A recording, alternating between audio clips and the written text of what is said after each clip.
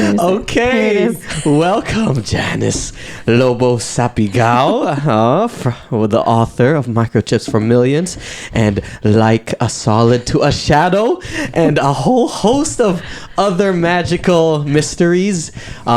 Please bless us with a poem. Ooh, you want me to start right now? Yes. Oh wow. Okay. I like jumping right into the poem just so that we have that to frame, okay, and to set the tone. It's almost like your poem is sage and it's burning and clearing the space or setting up the aura for the conversation. Okay.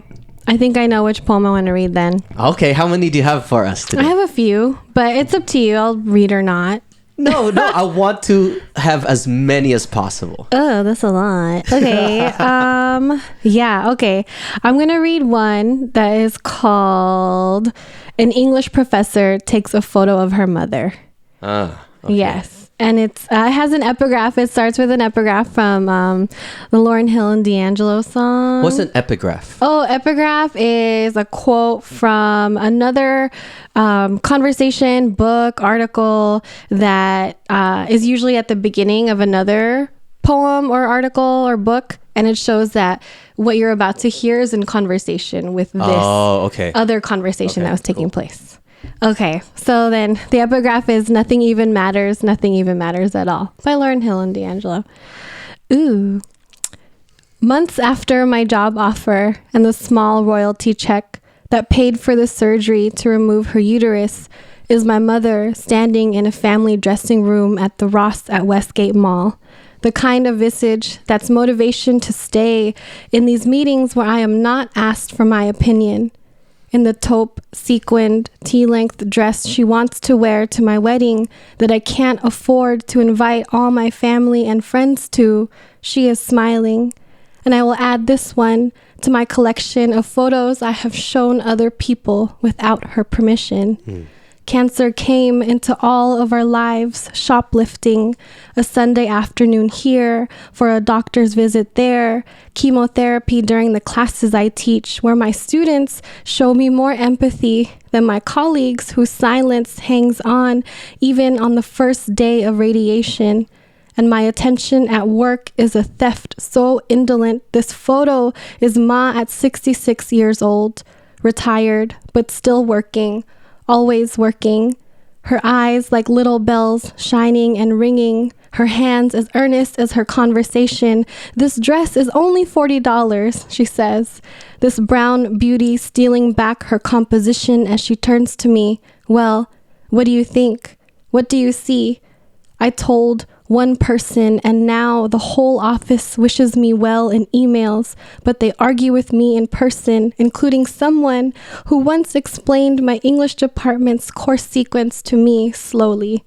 The same way a doctor told me and Ma that emotional support does not matter. And Lauryn Hill is right, you know, that nothing even matters. Not when the number one person in my life is fighting to stay in mine, tells me I'm in her prayers, tells me to do my best always. You look 10 feet tall, Ma, I wanted to say. And not even if my boss should call, nothing even matters. Just this moment, this memory, this place I'd rather be. Ooh. Thank you. We'll just add this now. Thank you.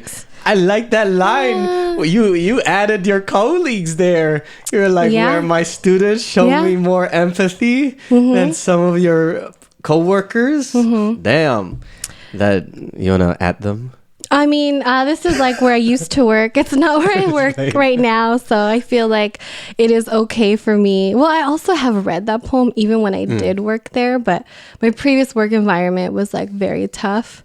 Very toxic. So also for context, you're a teacher, right? You're a professor at colleges, college level professor. Yeah. I'm full-time now at Skyline College. Woo! Skyline, baby!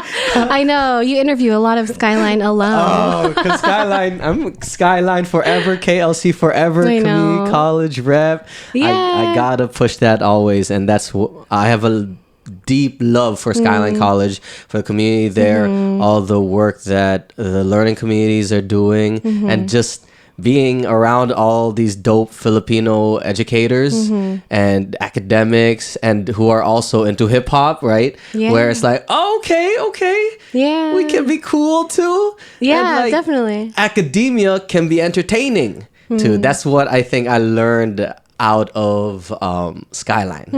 And it can be also rooted in community too, because when I was going to college before, like when I went to PCC in LA, I was just like, let's take classes. Pasadena City College. Oh, wow. Yeah, I that's went there for right. like less than a semester once. I dropped out like way years ago just because I was not engaged. We were doing like philosophy class and it was all like the spaghetti monster and like all these other things that I had no like connection to. Yeah. And then once I got to Skyline, I was like, oh, Filipino American studies, ethnic studies, things like that. And actually, I was there when you taught there, then you left. And then I left. And then Yeah. you came back, right? And I was bummed because I vividly remember seeing your syllabus once when I was there, and then seeing that you had Asada Shakur's book, right, in your syllabus. And then I was like, I wanted to take this class. Oh, wow. But I had already taken the English equivalent, I believe, under KLC. Got it. And then, were you teaching that under CIPHER? Yes, I was. CIPHER already going on there? And I'm teaching in CIPHER now still, so I kind of came back. Can you give me and folks listening a rundown on CIPHER and what your involvement is in terms of teaching? Yeah, I'll try, I guess. So, yeah, I teach in 2 learning communities, Kababayan Learning Community. I teach the PCN class now. Oh, okay. Yes, and then I'm teaching in CIPHER, the Center for Innovative Practices Through Hip Hop Education and Research. And so it is I guess one of the only learning communities west of the Mississippi that focuses on hip hop education at the community college level. Yeah, so that's what I do. I teach the English courses for CIPHER, and I love it. Yeah, I taught the very first CIPHER classes for the first maybe like 3 or 4 cohorts, I think 3. And then, poet and Professor Grace Burns then took over, and then I'm back. So now I'm teaching CIPHER again. And then you said talk about like teaching or give me your vibe right now on teaching. Like, what do you teach, and like how you got into teaching? Ooh, good question. Okay. What am I teaching now? Like, okay, sorry. Got it. I'll just do it. So, okay, get closer. Okay. Ooh, sorry. No, yeah, that's true. Because when I was listening to your podcast, I was like, oh yeah, I gotta get all up in the mic. Yeah. Yes, okay. yes. So Have here I said am. that in other episodes? It's been my own personal observation. Like when I was like, oh, I can't hear that person. I wish I could. So I better get all up in it. So here I am. Okay.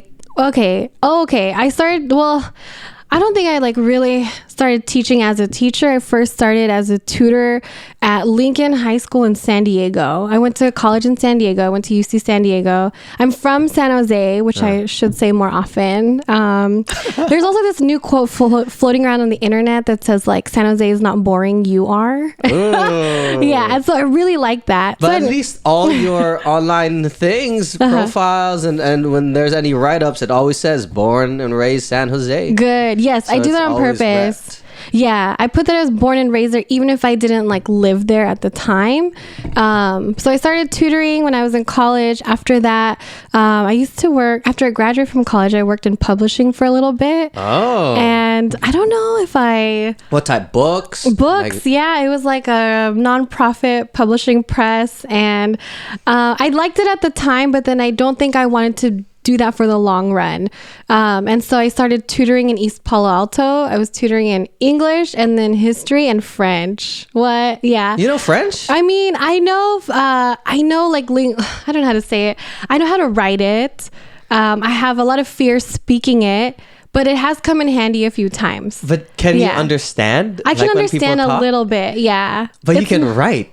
You can longhand write? I mean, like, I know how to write simple and compound sentences in French, maybe. And I could read it. Like, I could read something and then interpret it and, like, translate it in my head. But that is, like, the extent of speaking French that I know. But I used to tutor in that. And then after that, I was like, oh, I really like tutoring. I really like teaching people about their writing. And then I also love writing. So I was like, I'm going to apply for my Master's of Fine Arts in Writing. And then I started working with 3rd and 4th and 5th grade students in LA. So I worked at an after-school center in LA. And that's when I realized, actually now I realize that working with children is easier than working with adults. So you moved around a bunch. Just a little bit. Every time I went to school, I would like really invest in that city or community where I lived. And then I would teach in that city or community where I lived. Wait. Is CalArts in LA? Yeah, it's like north of LA. Oh, okay. It's like 20 miles north of LA. And then I lived in LA while I was going to school there because I was like, I'm not going to live out here. Yeah, I didn't want to live there. Okay, now it kind of makes sense because I'd be reading your online biography and stuff, and then I see the jumping around. So a little speed round, just for context. So you're born, raised San Jose, then you went to UCSD for your bachelor's in ethnic studies. Yes. Right? Look at you researching. Yeah. Yeah. The internet. Right, let me get this right. Let me see if I can get this right. Okay. And then, but you said did you work and tutor between your UCSD and CalArts? Yeah. Oh, I moved back home. So you moved back home, San Jose, and that's when you were tutoring. And there was a publishing company here in the Bay. Okay. What was that? What that? I'm trying to be like, I want to affirm, but I have some hesitation about specifying which one, even though I'm sure it's easy to find. Okay. And so then you decided to go take your MFA at CalArts down in LA. How long was that gap between UCSD and going CalArts MFA? 2 years. 2 years? Yeah. So you graduated when UCSD when you were like 21? Yeah, I did. And then you went to grad school at like 23.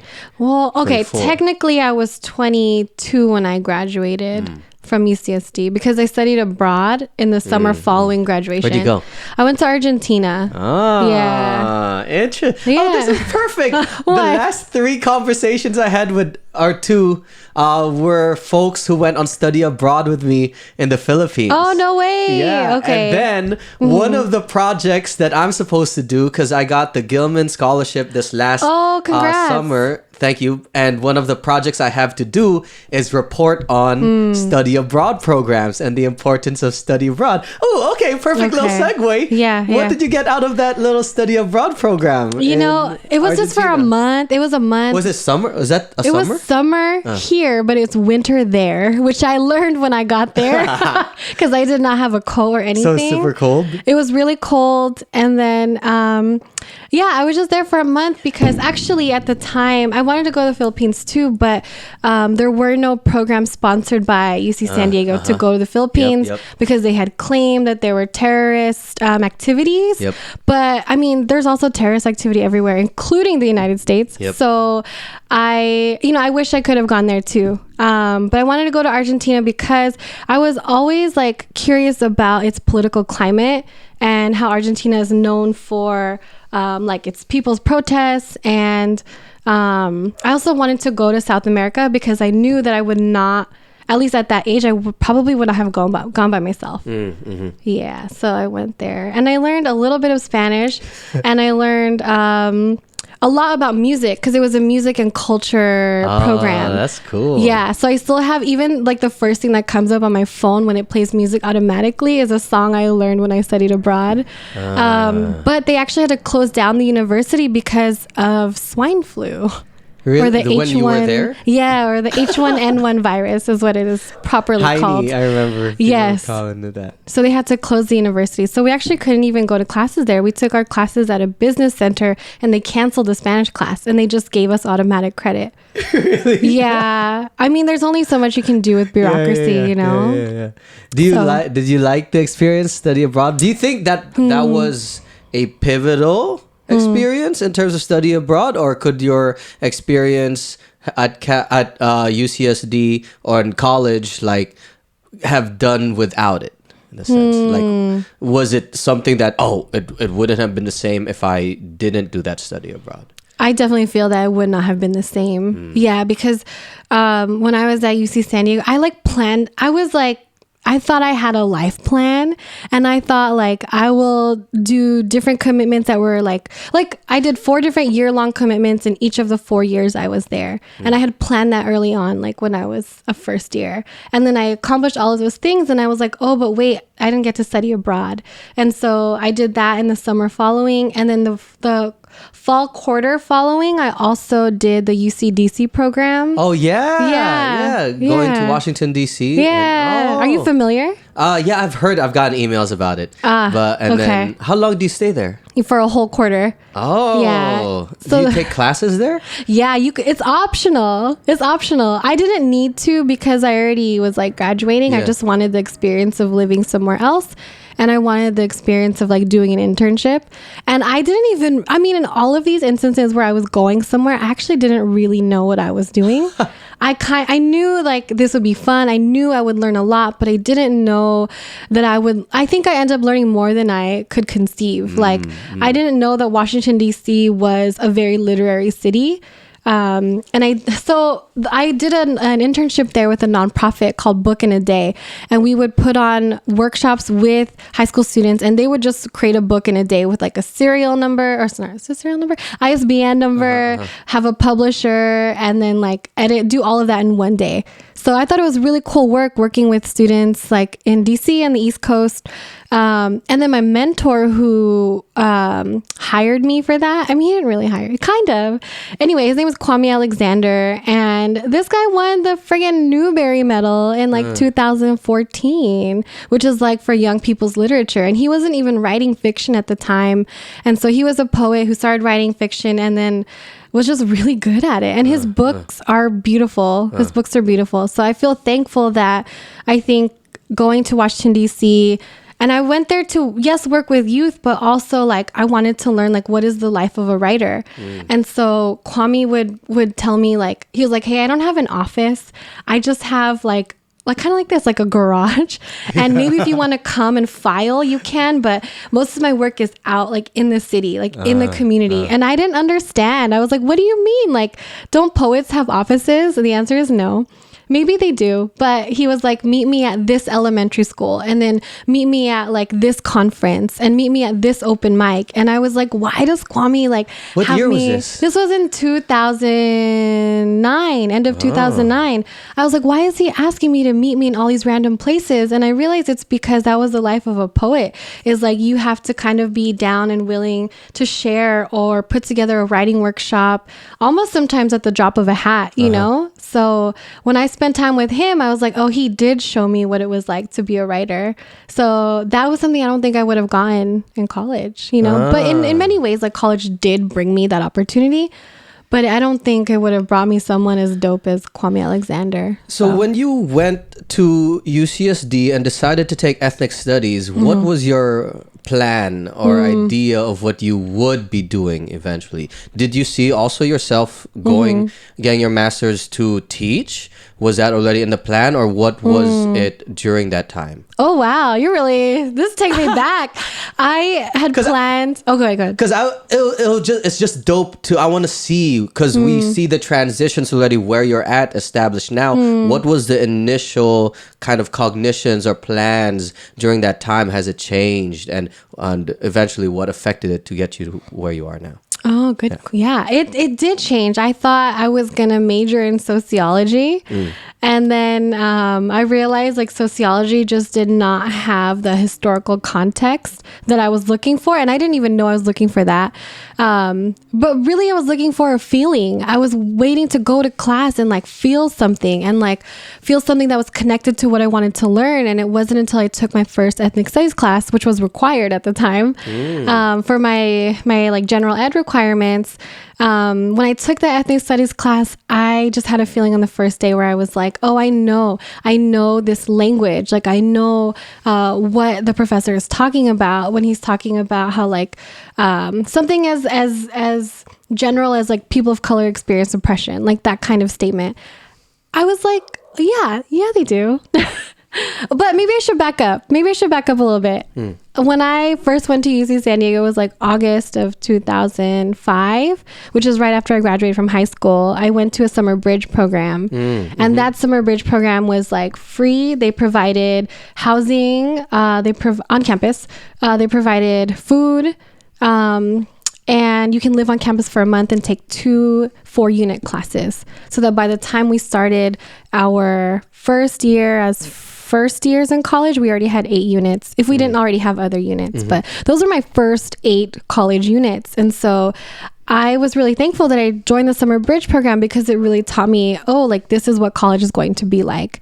Which is like, it's very rigorous. You build community with other students. And then we were taking, one of the classes we took was called Contemporary Issues in Society, and it focused on higher ed.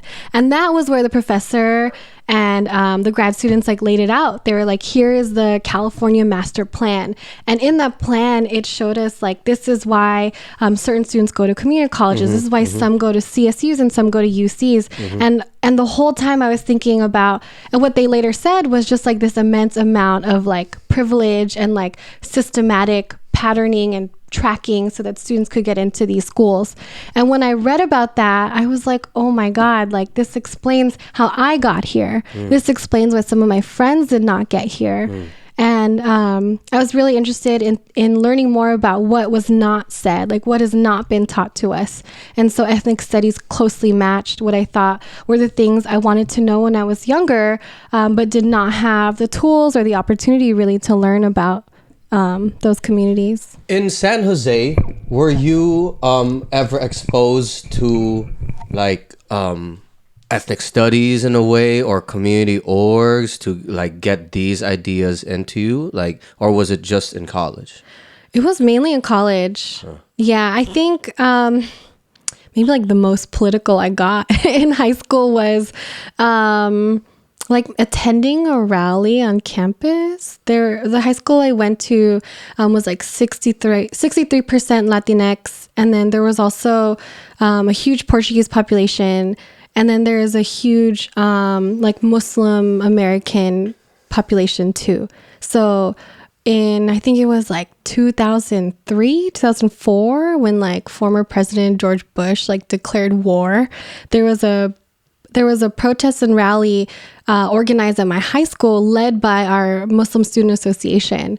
And I thought that was really important. I also like at the time just like consciously did not really know what was going on, but I knew I wanted to support my friends who were in this organization. And so I think my attending that rally was like maybe the most like political thing I'd ever done in high school. But I was always organizing things. This is so nerdy, but I was like student body president for like all 4 years of high school. What? Yeah, I know. That's also perhaps why I believe there's much failure in government because of that. But I was always organizing things, like whether it was a dance or like a performance or fundraisers, car washes. I have organize it all. And maybe that's kind of why now I have less patience for organizing things. But I really did a lot of that when I was younger, and I involved my friends. I had to invite my family because they had to drive me everywhere. And my friends had to drive me everywhere when my family couldn't. So yeah, I had always organized things, but the two never came together. Organizing and like political work or creative work even did not come together until college. So when you did eventually declare ethnic studies and go through that process, were you already planning a certain career? No. Okay. Oh, I didn't get to finish that thought. Okay. I do want to say one thing before I answer that is that, so UC San Diego had this like festival of debauchery. It was called Sun God.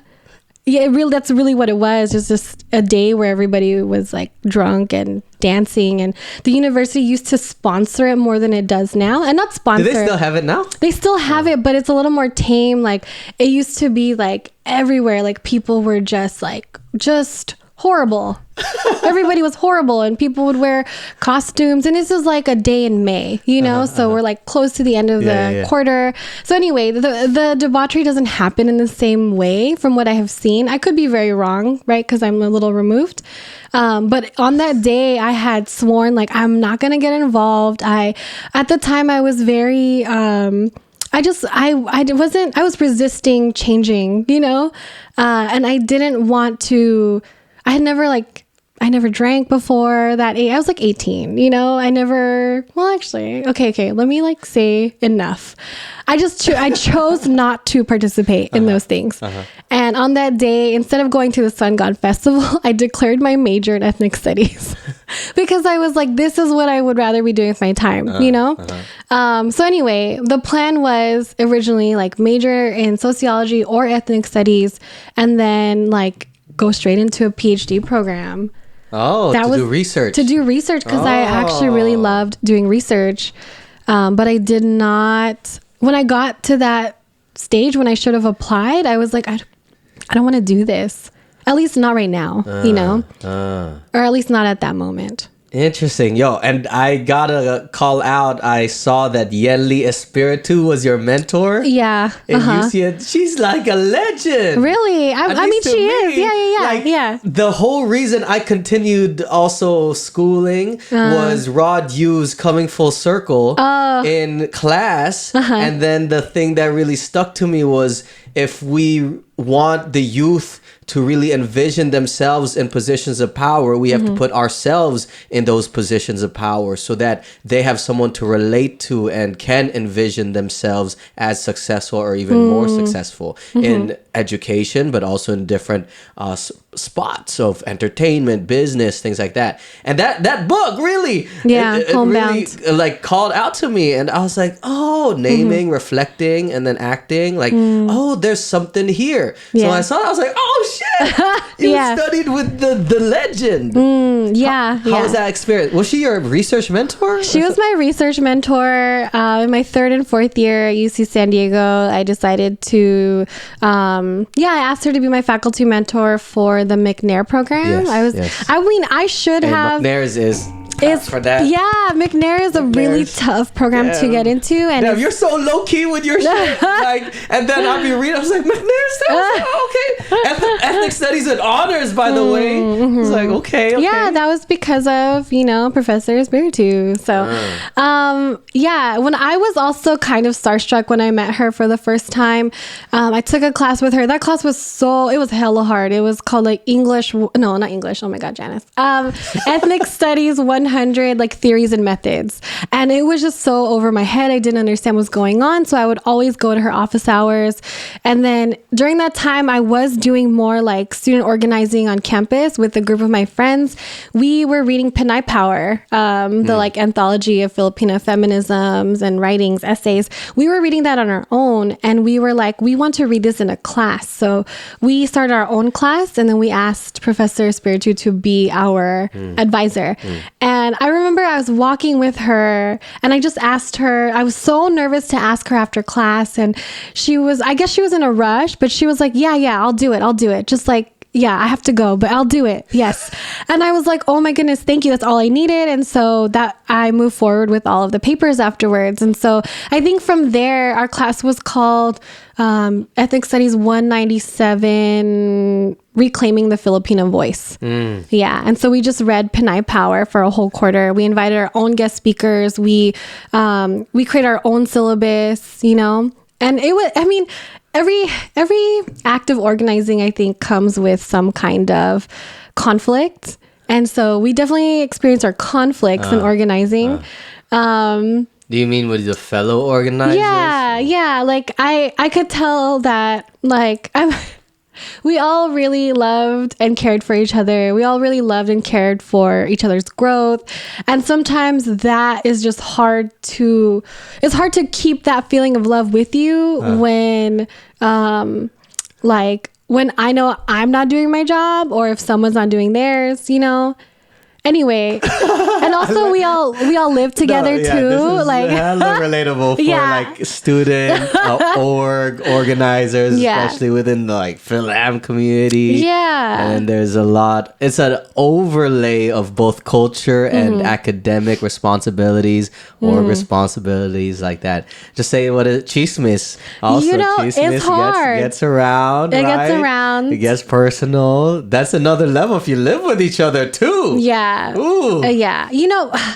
But I think that there was a time when I like met up with my old like roommates and we talked about it, and I feel like we're at a better place. Yeah, we've definitely grown. Like there is hope to grow if you want to continue that kind of work, you know? Yeah.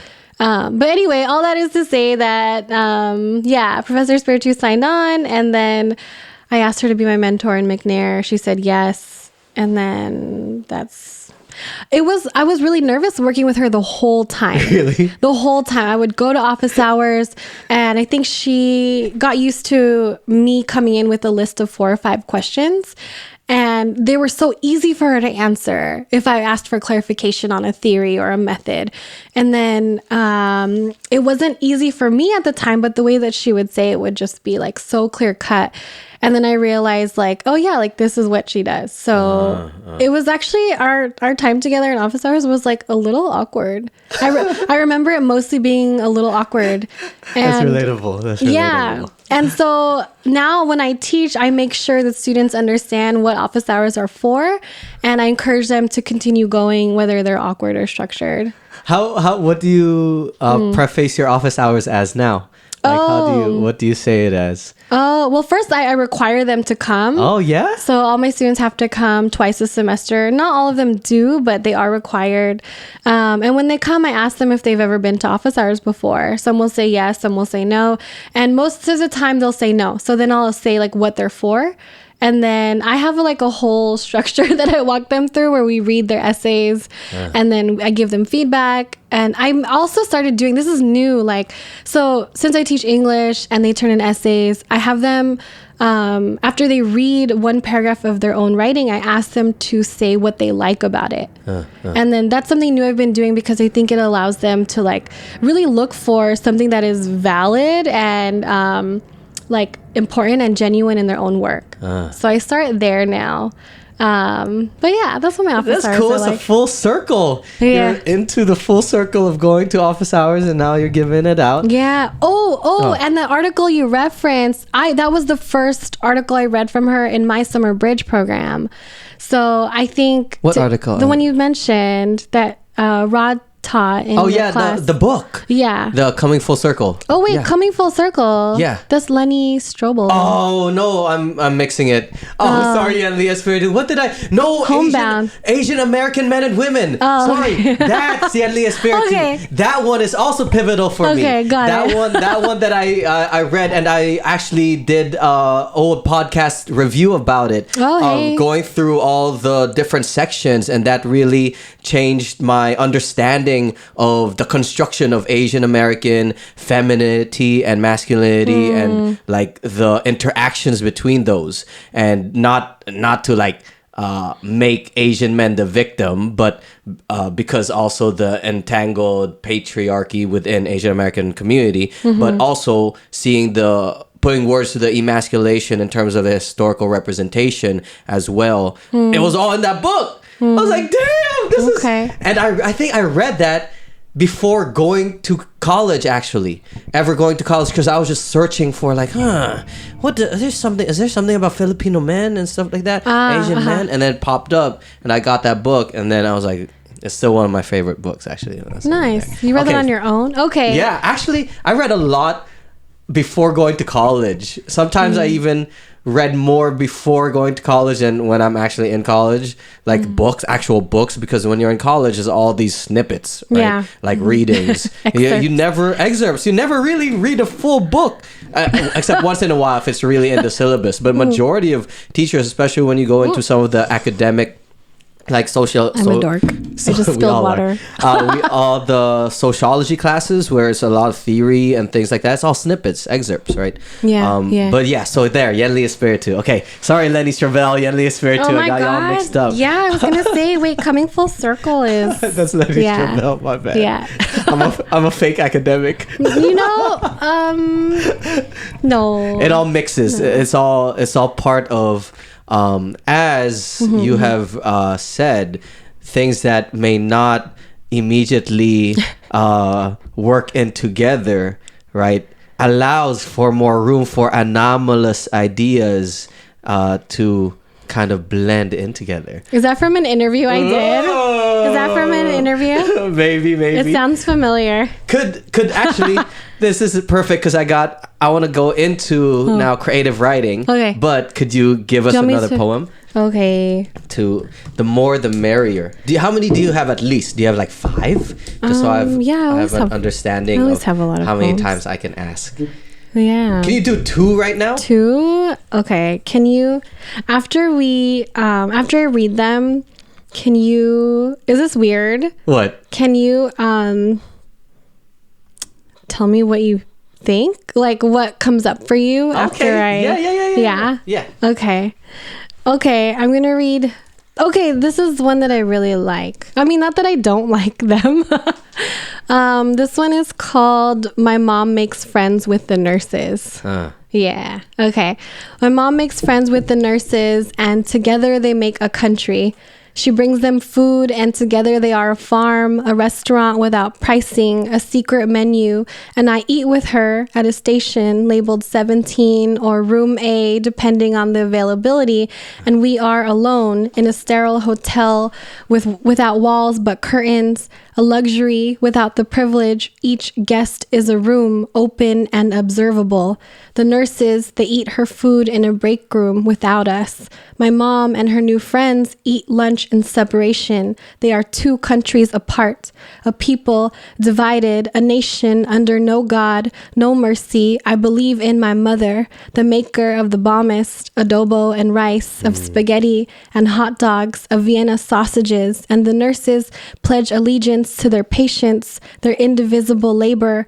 When we call for someone to come help us, anyone, a nurse, comes running, comes quickly. When a machine beeps out of rhythm in our church, the nurses, they are the conductors with answers, priests to a high symphony, signing and singing all the liquids with long names. They call for gowns, washed and warm, with liberty, and phone calls with medicine everlasting, the diaspora almighty.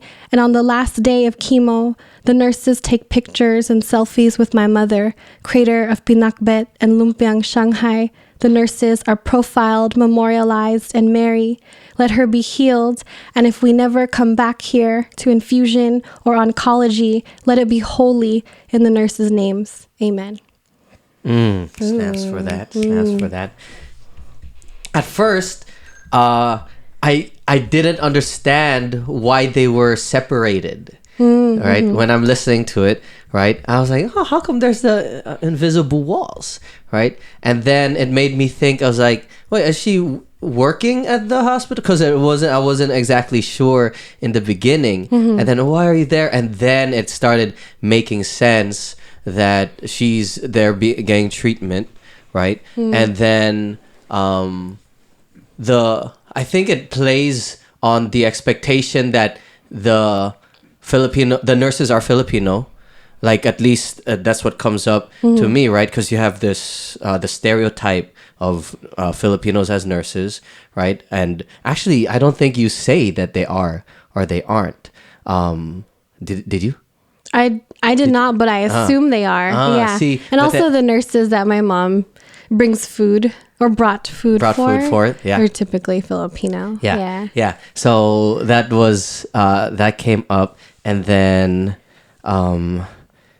it's like the way I listen to it, it's like you're painting a picture. Very visual and acting, like action based in terms of, like, you know how there's folks who write poetry that are more like static, in terms of their descriptors of the environment or the visual, the scene, right? Yours is descriptor, but more on flowing of action and like what is done, like y'all being separated eating, and then hearing the certain beeps or the sounds and what is causing that, and your mama bringing food like that, and then finishing chemo and then taking the selfies. Like those stand out as like those actions.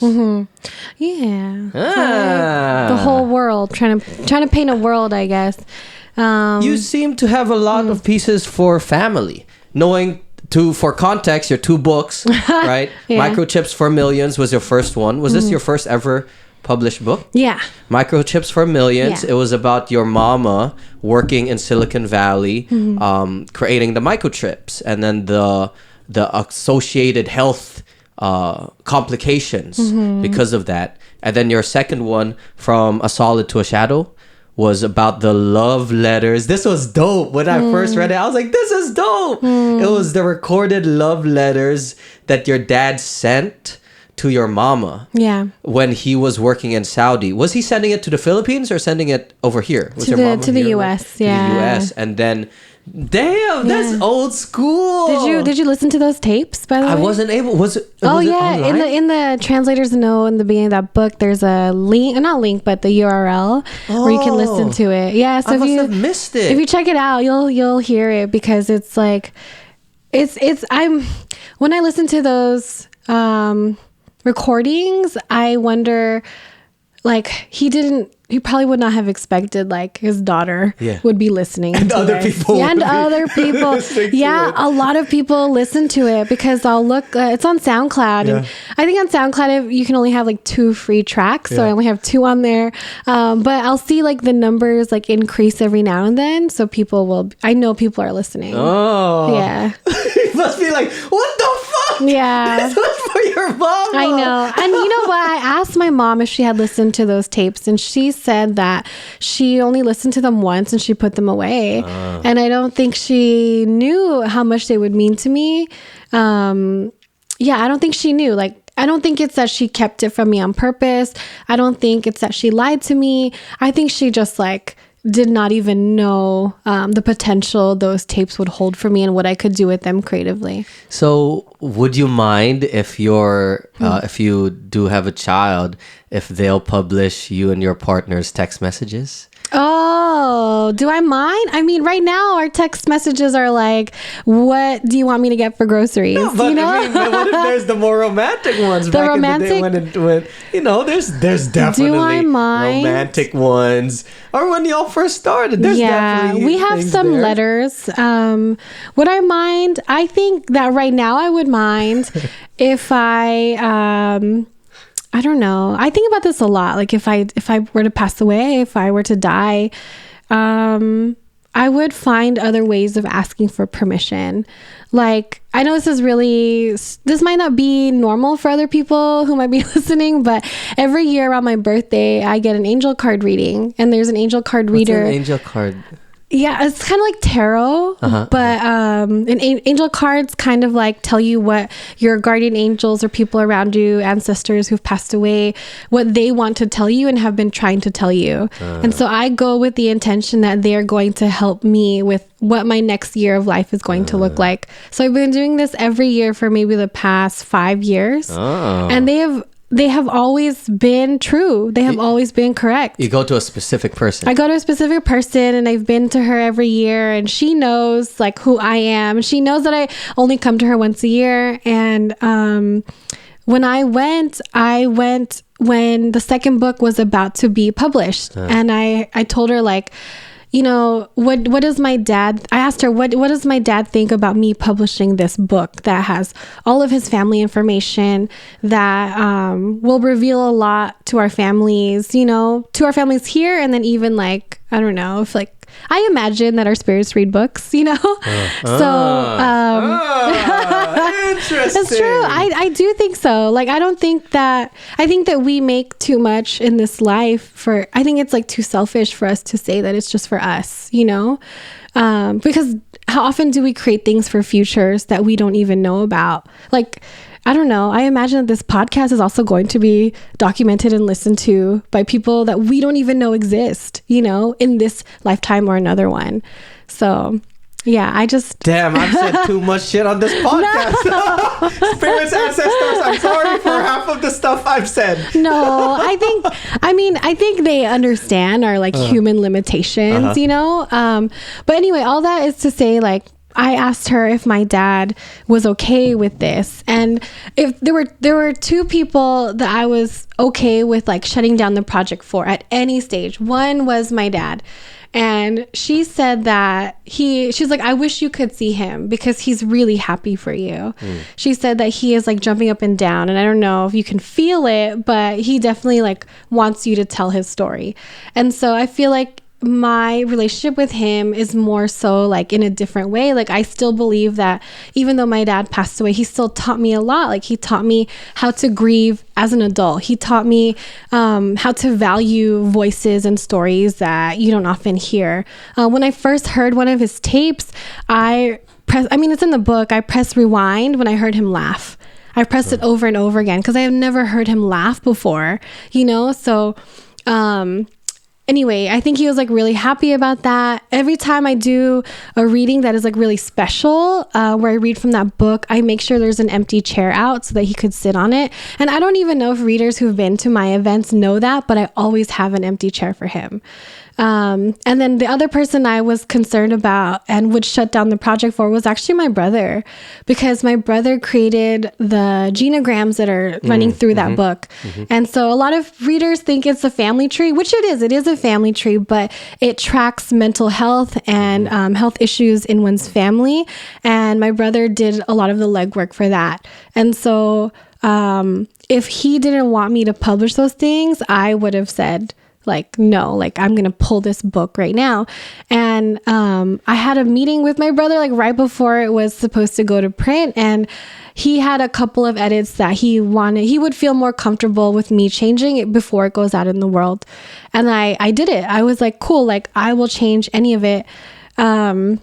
And then my mom is a Capricorn, so my mom doesn't really like to talk about things. Capricorns are very secretive. And so they like to make moves with no one knowing. Like, you know that Lil Wayne line when he says like real G's move in silence like lasagna? That's a Capricorn, right? Okay, so that's my mom.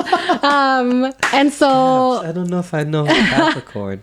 I think I know a Capricorn. What are you? I'm a Libra. It's Libra season. Oh, it's your birthday past? But we have the same moon. You're a Cancer moon. How do you know that? Oh my God. You did so much research. Magic. Yeah, I am a Cancer moon. But you're a Cancer moon. I'm a Cancer moon too. So is it that we feel like emotions? It's like we're hard on the outside, but soft in the inside. Soft, like a crab. Yes. So that's that. And then, but I'm a Leo. You're a Leo. Leo sun. Yeah, Leo sun. But you said your mom is a Capricorn. Yeah. Oh, and okay. I know now.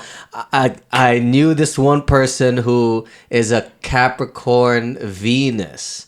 And then, so that's how they love and stuff like that. And very secretive, very like... yeah, like that's it. Is it you? I'm just kidding. No, it's not me. I'm actually a Leo in Venus. So that's why if I like someone, I'm like, hi, love you. Oh, you like take the lead. Yeah. And I'm like, hey, do you love me? I love you. Oh my gosh. Like that. So that's a little too much. And then, so I'm a wreck emotionally and not relationally. But on the outside, sense. Libra, I'm very like, wow, organized, logistics, and like, empathetic, very like... You can balance people. Yeah. I balance people a little bit. Oh, I think I do, yeah. And it depends on their energy. I realized recently that my energy and vibe is also not necessarily dependent, but influenced and kind of melds with who I'm connecting with at that moment, right? The types of conversations I have, even on this podcast, like depends also on the other person. That's why I actually changed in terms of the branding, right? Instead of Kuya Chris and Friends, right? The Filipino Garage is a step towards to acknowledging like, it's not just me, right? It's not just and friends, but it's like, it's the space that we have here where the two minds come together and have kind of a little dance of ideas and things, and it's not just me and friends, right? Yeah. And then, so that's like a realization of that balance and all. Yeah, you center the space. Yeah, and I mean, the space is also influenced by everybody's contributions, right? From all the people who've shared their stories here, folks who have left their artwork, right? And like whatever, all the utots I've made here. Matching with all the laughs, right? It's all different energies. Okay. Right? Nice. I cleared the air. I had Febreze though. I had Febreze kanina. So I'm not saying anything. It doesn't make me uncomfortable. I mean, it's biological. It's biological. Yeah. Okay. But with your going back to your family, right? You said you'll only do it if they're comfortable and all that. How has it been? I'd like to know what the reactions has been, especially in terms of making such personal stories public, but doing it through this very beautiful creative medium, right? And there was one interview I think I saw where you said your mom has not read this book during that time. Has she read it since then? My mom read the chapbook version of this book. So in like 2015, a chapbook version of this came out. It's called Toxic City. She read that. And when this book came out, she was like, so what is this book about again? You know? And at the time, she also had just gotten her first smartphone. Her first cell phone, like real cell phone. And I think she was more distracted with that than my book. Yeah, honestly, like we started calling her a teenager around that time. Yes. Yeah. So Candy Crush. she missed that boat, but she's on Facebook Messenger all the time. Yeah. So I think she was just really wrapped up in the phone. And yeah, I think she's like happy. She goes back and forth. Like some days she's really in love with the book. Other days she hates that her photo is on it, you know, like, and then like I told her to bring some with her on a trip to the Philippines maybe like 2 years ago. And she was like, no, I'm not going to bring it. Like no one's going to read this. Like they don't read books there. And I was like, just bring 3 just in case and just give them out to people. And then when she was there, I called her towards the end of our phone call. She was like, oh, Janice, can you send me more books? And I was like, what happened? What changed? And then she said, oh, they really like it. She's like, they like it. They like that she was on a book, and then they like that someone they kind of know in their family has written it. Yeah, so that kind of changed for her. And my mom is kind of like that. Like at first she'll have all of these assumptions about why something is wrong, and then eventually we'll get to her own like understanding and appreciation of it. Yeah. What was the process like of writing your first book, and then how did it feel like finally letting it out? You know, was, what, 3 years ago? So Microchips came out in 2016, and then Like a Solid to a Shadow came out in 2017. The process is something that nobody tells you about.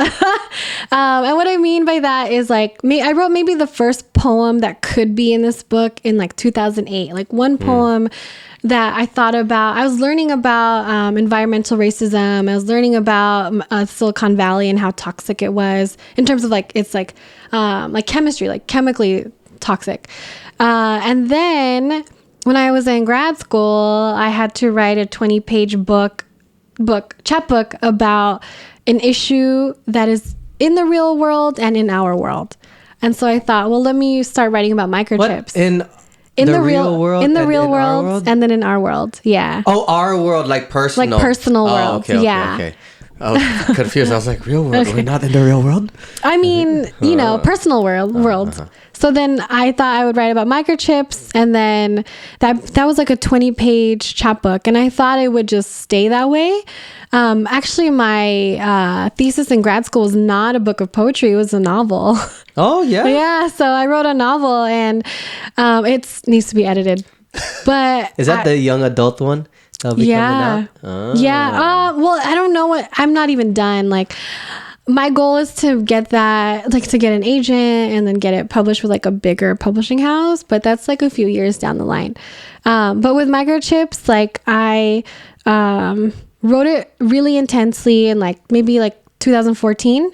And then I finished in like 2015, and I started looking for publishers in like 2014, 2015. And then people like would never get back to me. Publishing presses would like, some would just reject it like right away. And so it just took a while to get it out. So I realized like maybe if I go to open mics or when I am invited to feature at readings, I'll tell them like I have a book and I'm seeking a publisher. And when I did that, I think that's when I started to get more traction. So some people would email me and ask to read the book. And then I met this woman who is now my mentor. Her name is Bessie Phillip. I read her work in grad school. She wrote a book called Zong, among like other books. She's written so many books. And so I saw that she was teaching at Naropa University's summer writing program in Boulder, Colorado. And so actually, I think it was like after my first year of teaching at Skyline, I bought myself a trip to Boulder and I attended the writing workshop with her. And I told her that when I decided to go, I wanted to work specifically with her. And then she read some of what was like the beginning of Microchips. And she read one poem and she was like, I would like to mentor you and like take you through this process. And she was like, I'd like to see the rest of the manuscript. So I sent her like 60 more pages. And then we would talk and she lives in Toronto, like in Canada, right? So and that's like 3 hours ahead of us. So we had to align our schedule so that we could talk on the phone. And sometimes I would just like pull over on the side of the road when I would drive from San Bruno to San Jose. I would just pull over so I could talk with her if she called me randomly. And we would just go through all of the lines of the poem and she would give me line edits, like line by line, tell me what needs to be changed, what needs to be fixed, or what is working. And these are things that I kind of wish that I was able to do after grad school with other mentors or with other classmates. So anyway, like, I don't know how I got on this tangent, but I just want to say like Bessie Phillip also was a catalyst for the book coming out. She tried to get my book. She tried to get my book in front of other publishing presses, but they just didn't have the capacity. She tried to get it to other editors, but they also didn't have the capacity. And so I think it was when I was at a reading for Filipino American writers and artists, PAWA. Yeah. I think it was when I read for them that I said I'm looking for a publisher, and then they were the ones who asked to see the manuscript and then sent me an offer to publish it in I think that was like April 2015. Dope. Yeah. So there was actually a long process of you looking for a publisher and telling folks that I'm looking for one. Yeah. And you found one through the open mic. Or through the performance scene. Through like a reading. Yeah. And did you pay this mentor of yours to do all that edits and all that? No, I didn't. That's just, damn. I do. So she just did it because she wanted to? Yeah. She was just like, I'm going to give you a line edit. Yeah, I also do want to say, like, I definitely made some mistakes in the process. Like, now that I know, I should have paid her. And now that I know, I should have been the one to send her copies of the book when it was published. I had my publisher do it, and I should have, like, signed it. I should have written a note instead of just having the publisher send it to her, you know? So I definitely made some mistakes. And so, like, since then, and I also didn't know I actually really upset her. Oh, really? Yeah, I definitely was like disappointing, you know? Because you didn't do those things. Yeah, and I should have known. And I definitely regret it. I apologized to her. I asked other mentors, what should I do? Because I didn't want to upset Bessie. I love her. And so this was maybe like 2 or 3 years ago when I just felt like I was seeking advice from other people. Like, what do you do when you upset your mentor? You know? Interesting. Yeah. And one of my other mentors. I just say, sorry, love you, mom. You know, yeah. I mean, that works in your family, right? But it doesn't work in the community of like building like a literary relationship, or like not even, I don't want to call it just a literary relationship, because now like Bessie checks on me and asks me about my family. Like, she's always asking about my mom. All these poems, like, I've already sent to her and she has seen. So I want to be more careful and more, like, loving and more conscious of what I ask of her. And also, it doesn't ever escape me that, like, my mentor, like, Norbesi, is, like a Black woman who probably always gets asked to do things for free, you know, whose labor is always assumed to be available to them.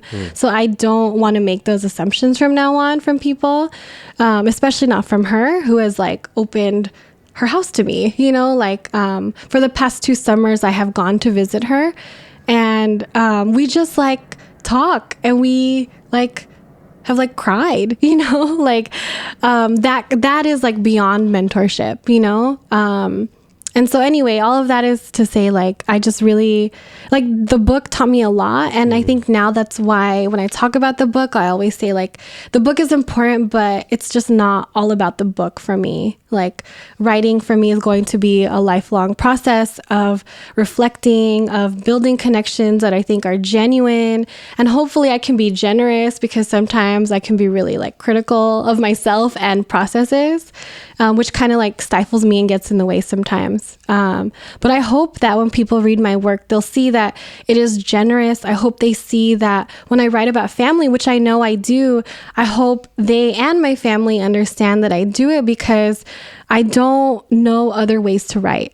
Like, I don't know how else to write if I'm not writing about my family in a way that is, like, really investigating some of the, like, struggles or traumas that they've experienced, because I feel like there is something helpful in that process of, like, trying to learn and trying to understand. I'm not trying to reach conclusions in any of the books.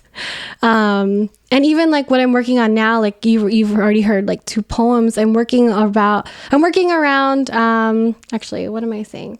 I am working on poems that are about Filipino American public health. What it means to be, like, physically healthy and mental health as well. Like, so a lot of the poems have been about, like, cancer and like being a caretaker. But now I'm, like, trying to focus on, like, how can I build a bridge of maybe, like, advice through poems for the Filipino American community, so that they can, like, seek resources, or so that they can build healthier lifestyles that would then build a future for us and them, you know?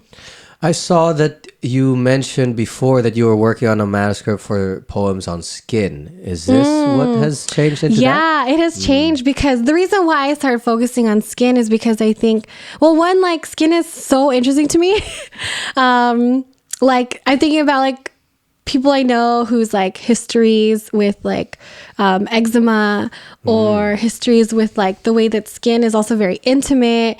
Like, skin hasn't been and also just, like, color, right? Like, the color of one's skin has taught me a lot about how people treat me and think about me. And from that, I actually learned that, so one day I went to go get an allergy test, right? And the doctor said I have, what is it called? Chronic hives. Huh? Yeah. So if I don't take Zyrtec or, like, generic versions of Zyrtec every day, then I just get really itchy. Really? And my skin feels dry, even though it is not actually dry. And so when I learned that I in many ways have this, like, invisible chronic illness of, like, feeling itchy all the time, that made me think, like, what else is, like, something that people suffer in silence about. And then I realized, like, and just in the past couple of years alone, like, my family has gone through a lot of trials with their own, like, medical histories and medical health and physical health. And so that's kind of, like, why I decided to write more about public health in general. And I saw that you also have a manuscript on nonfiction essays. I do. When will we be seeing these? Good question. I don't know. I'm still working on it. So, yeah. Because you did your book, Microchips for Millions, and then 2016, right? And then it was just 2017, and you had another book out, right? Was that all already prepared before? Did you work through it that year only? What was the timeline of that second book? Because that's a close publication date from one to the second. Yeah, I think that was the other. That process definitely frustrated me. But so like Microchips were supposed to be published maybe like 6 months before it was. And when I found out that it wasn't going to be published in its original date, I was like already working on new stuff. And it wasn't new, but I was already committing to a new project. And so I think what first book authors don't know is that by the time the book comes out, a year has already passed, like after you finish the final version. And so when I read this book for the first time in front of people where they were buying the book, I was tired of it already. You know, like, because I had been reading it to try to get a publisher, and then I had to read it again to try to sell copies of the book, you know? And so I started working on Like a Solid to a Shadow in 2016, and I did not expect it to be picked up right away, but it was. And the publisher, Timeless Infinite Light, they reached out to me because I think they had originally wanted Microchips, because I had told them I was still looking for a publisher.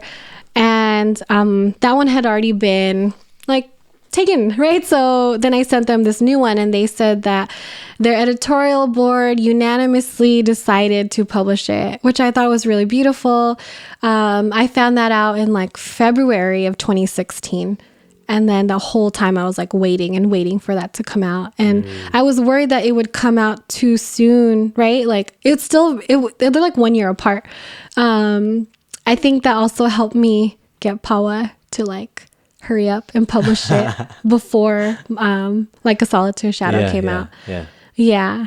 I also, I did, you know, that's interesting that you point that out, because I was worried about that for a long while. Like, how close they are together? How close, and like, I thought about the thing that like calmed me down was like one of the first books of poems that I picked up. Oh my God, I don't even know the title, but it was a book by Chris Abani, who is an amazing, he's an amazing poet. And so I picked up his book, and I was like, oh, this was published in like 1980 something, but I picked it up in like 2010, you know? And so I thought I could at least be grateful for the fact that the books are out in the world, and that maybe audiences later on are going to read it, and it won't be waiting like in my bookshelf, or it won't be just like stapled pieces of paper as a manuscript anymore. Like I at least want to be grateful for the fact that it's out. Like both books are out there, you know? Your books are out there, and I'm kind of salty because I lent The Solid to a Shadow to someone who has not returned it, and I've forgotten who it was. So I don't know. So I'm looking through my Christian's looking for you, whoever you are. Yeah, who did I lend this to? Because I don't have it anymore. I'm like, but I remember giving it to someone, but I just forgot who, and I've never gotten it back. So I'm like, I'm a little salty. Oh my gosh. But I mean, it's out there. I actually like giving away books. Like, me too. But I like having a copy for myself. Okay. Like, for certain ones. I'll look if I have an extra, and I'll send it to you. Yeah. I have like Kim's book, but I've given away other copies. So many copies. Yeah. And then I'm like, I just don't have The Solid to a Shadow anymore. That one, let's go to that book. Okay. I love that it was in color, and it also included a bunch of kind of different presentations. Like you had the Facebook chat in there. The genograms were colored, right? Yeah. Were they colored? Yes. Yeah. And then you had more pictures, a lot more pictures in there. In one of the interviews, you said that the cover was very important to you, but you didn't go really into like why. You just said that there was very intentional, but what was intentional about that design? Yeah. About those color, that spectrum? Good question. Okay, so the book cover now is like a gradient, right? Between like sky blue and light green, right? And like kind of yellow, like in the middle. So I should say first too, the press, Timeless Infinite Light, like they're like a queer radical press out of Oakland. They are just like, they wanted to create their own press, and a lot of the books follow a certain aesthetic. And so I think like they wanted to make sure the book fits sort of like the catalog of what has already been produced. And at the same time, they publish really great quality books. So that explains why it's very expensive. And it's printed on like glossy paper, which is also very expensive. And it's in color, so it's also expensive because of that reason. And so I hope people buy it, even though it's expensive. But but I also want to acknowledge, I know it's expensive.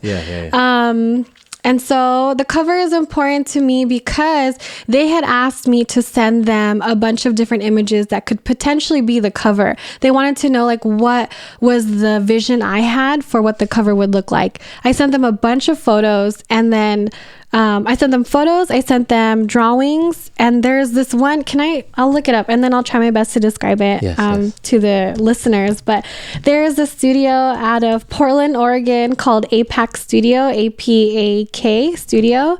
And they have this, basically it's like a couple, it says right here, Ayumi Kajikawa and Aaron Pilland. APAC Studio. APAK Studio. Yeah, and they create and produce a lot of these images that look like interstellar beings. Yeah. And they're like so colorful. And basically they're like these like beings or aliens that are treating outer space as though it's their everyday world. It almost looks like a psychedelic children's book. Yes. With just enough psychedelic-y where it's not too much, but it's engaging to like a young audience. Yes. Yes. So I found their work because like my husband and I like go to Portland every now and then. We have friends who live there, and I found their work in a stationery store. Then they had a calendar that they produced, and I was like, whoa, these drawings are so beautiful. I see the color. Yes, you see like the color. I see the color gradient a little exactly. bit. Yes. So I can't find the exact one, but there was a bird that, let's say it's this one, like it's a tree branch, but let's say it's like this bird. There was a bird in one of their illustrations that was a gradient between green to yellow to blue, to sky blue. And in one of my poems in the book where my name is from, it says like my dad is the bird, or I'm the bird, I carry my dad's name far. My dad is the bird, something like that. Like he flies and I fly. Oh my God, I'm totally messing it up. But I think they picked up on that line, and then they picked up on the bird, and then they put that as the center gradient, central like coloring gradient for the book. And when I realized they did that, I thought like that was so beautiful, because I didn't realize they had picked up on the words or the content as much as they had. So they really put a lot of care into all of the books, and they actually don't exist anymore. So I'm really sad about that. Timeless Infinite Light, it was just like, I don't want to say they went out of business. I just want to say that maybe like they transitioned into other ventures. Yes, they did. They did. And I think they're both doing like amazing things now. Or they're all doing amazing things now. So now my book is with a publisher called Nightboat Books. And I'm really happy because Nightboat Books has like great distribution. So which means that I have a higher chance of finding my book in a bookstore. That's what that means to me. And so I'm hoping that maybe in the future I can send like what you're asking me about, the essays collection, this new poetry collection. I'm hoping that I can send it to Nightboat. Yeah.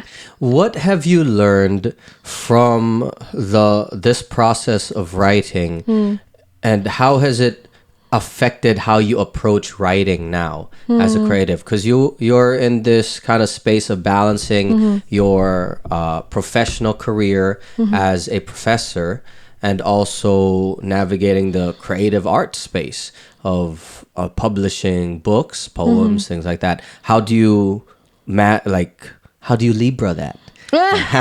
Yeah, that's a good question. I'm still trying to figure it out. Like when I first started teaching, I met a lot of professors who would ask me about like my writing background or things like that, or schooling background. And what I've learned is that to have an MFA in like the world of composition and teaching English is different. It's very different because I approach writing in like a more interdisciplinary, non-traditional way. And I think that I teach that way, which is why I think I'm also successful as a teacher. I'm just very weird, and I like things that are weird. It's easy for me to read weird, you know? It's more of a challenge for me. I can read things that are very traditional, but I don't like it, you know? But I can do it, but I don't like it. And so I met a lot of professors in the beginning of my like community college teaching career who were like, oh, I used to write. And then I would ask them like, well, why did you stop? And then they were like, oh, you know, teaching, you know, I used to write maybe like 40 years ago. And I was like, oh no, I cannot let 40 years go by. And I think that actually propelled me to finish Microchips. And I think that pushed me to finish Like a Solid to a Shadow. But I should also say I think what propelled me was having someone else to write with. Like, I don't know if you know this, but like Grace Burns and I, like we used to exchange poems in the like fall semester where we first met and like started working together. And so she kind of like held me accountable to my own writing. And then the second year... So you would write a piece and then she would write a piece, give it to each other. We would exchange. Would you give notes and stuff? At first, I think we were like, let's just write. And then when we're ready for notes, we'll give each other notes. Because I fully believe that like with writing, we have to match our feedback to where the work is in its own process. Like if you just wrote a free write, I can't be like, oh, well, it's not polished. Yeah, it's not polished because it's a free write, you know? So it has to match, like the same energies have to match. So we were like, let's just write it and we'll send it. And so that pushed me a lot in the beginning. With the second book, I had another friend. They used to go by J. Santa Cruz. I don't know what their writing name is now, but for sure San Diego. I mean, they moved. No, I'm just kidding. I don't know what their writing name is, but they really helped me push Like a Solid to a Shadow. And we would meet up at a cafe every other week and just go through each other's manuscript and give a lot of comments. Dope. Yeah. Okay. So do you still do that now? No, I need it. I need it. And I need it, I think, I can't just do it with anybody too. Like, cause I'm really picky and I need someone who is like, I don't know how to say this word without seeming judgy, but I need someone who's serious, like really friggin' serious about making the thing they're writing a book or a thing to share with other people later on, you know? Because like I don't know, I just kind of like this is just like I'm in this for life. It's your energy. Yeah, it's your energy. You want someone to match that energy. It's like a joint like a dance again, like a melding of ideas and minds, right? Okay, can I get you to do another poem? Actually, okay. I'm gonna just run to the restroom real quick. Oh yeah, and then once I get back, you'll do the next poem. Oh, okay. I'll read. Okay, this is a poem about the bathroom. Just kidding. It's not a poem about the bathroom. It's not. I guess like since I'm alone here, I could be reading anything at this point, you know. Okay, I guess I will read a poem that is about my auntie. Yes, and it is called Body Mass Index, also known as BMI. So a preface before I read the poem is that the person who invented BMI or Body Mass Index actually disagrees with the formula that they created. So there's that in terms of like daily contradictions. So Body Mass Index. My auntie sits slumped like a pillow to a headboard, her body the incline of the city's foothills. When she leaves San Jose for the Philippines, I drive her. From the rear view, I see she lives sprawled across the landscape of the back seat. My auntie is an oblique, askew. She lives in a drop. Her collarbones and neck rest make a trench, a dip. Her head a sunset, sunken, jutting in between two planes, plateaus of discomfort and abnormal respiration. My auntie is short of breath, of movement, of nation. She is one long ligament. She needs 3 arms and one belongs to me. She needs her legs and a cane as I escort her to the bathroom, to the car, to the security line at the airport for maybe the last time ever. Every person in a wheelchair, each elder traveling alone could be auntie, a part of this or that country, broken with a passport. Dual citizenship is 6,972 miles long, stretched wide and somehow thin. I know the word for body in Ilocano is bagi, as in baggage, as in heavy, bagi. My auntie is baggy, her physique too big for this life. My auntie is a bag, ready to be packed, picked up, put on a scale for judgment, full of air and waiting for her flight to propel, ready to go home to a place that fits her rest. Ooh. You learned Ilocano A little for the Solid to a Shadow. Right? A little bit, yeah. Could you do another one? Oh, yeah, I can do another one. Can I do a short one? I think it's perfect to read here. Why? Because it's called, what is it called? I'm amused by myself. It's called Hail Holy Senorita Bread, and it's for Daly City. Hey, really? Yeah, but it's really short. It's super close to here. Yeah, I know. That's why I gotta do it because Yes. yeah, Daly, Senorita Bread, super good. Super good. Also super bad. Super bad, yes. Yeah. I barely get it, but when I get it, I love it. Because I just know it's so bad. All the added sugars and everything, especially talking about health in the Filipino American community. Yes. Super bad, but super good. Yeah. So, like a lot of things in life. So, Ooh. Yeah. So please bless us. Okay, it's very short, but it's like an ode to like Senorita Bread. And it's like fashioned after the Hail Mary. Like the prayer, because prayers are poems, and prayers were my first poems that I was forced to memorize. So there's that. Okay. Hail Holy Senorita Bread, the mother of butter and sugar, baked to scale up our life, our sweetness, and to fill our throats. To you do we try to have just 1 or 2. To you do we bring a $5 box of 20 pieces to the family party. To you do we send up our sighs, mourning and weeping when the desserts deplete. Show unto us the blessed warmth of your insides, your clumps of cream pillows perched. O cholesterol, O self-control, O sweet, succulent senorita. If God is a woman, then this is her daily bread. If God is a woman, then this is her daily bread. Yeah, senorita bread, Senorita bread. Yeah, and it's like, I know, can I show, like, if you just look at the text, it's like supposed to be slim on purpose, like, to like look like senorita bread. What I noticed also, you use a lot of layout in your poems. Yeah. And I was actually, because I was on another website and it had one of your poems from like a Solid to a Shadow. I forgot which website. But then I was amazed just because it kept its same format when I was resizing the page. I was like, fuck, I need to learn how to do that. Yeah. Then, it's very intentional, some of your pieces, about the placement of the words and also the font, where it was fading out. It was getting a lighter tone. Yes. And then that was part of the presentation of the poem, right? So I like that. I like that added style.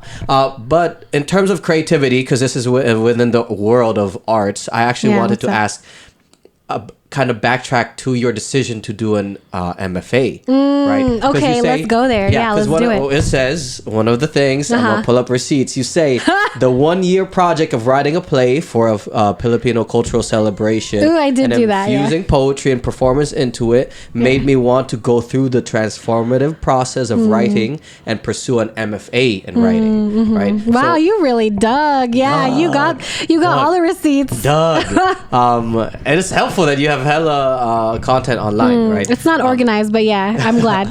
But was that one of those pivotal moments, and what other things contributed you to decide to pursue an MFA, right? Because I know folks who have done an MFA, but a few of them also was very like involved even with their major was art practice, and then they're going into MFA program, right? Cool. Like what you went from ethnic studies to MFA creative writing. Were you already writing in college, and if so, what was that transition like in those 2 years? Yeah. Wow. Okay. You really asked the questions. The questions. Here in the Filipino garage. Capitalized. We want to get everyone's secrets. When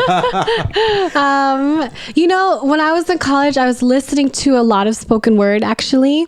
So that's why also, like, I mean, I tried to do spoken word, but I fail at memorizing things. So I give many props to those who do.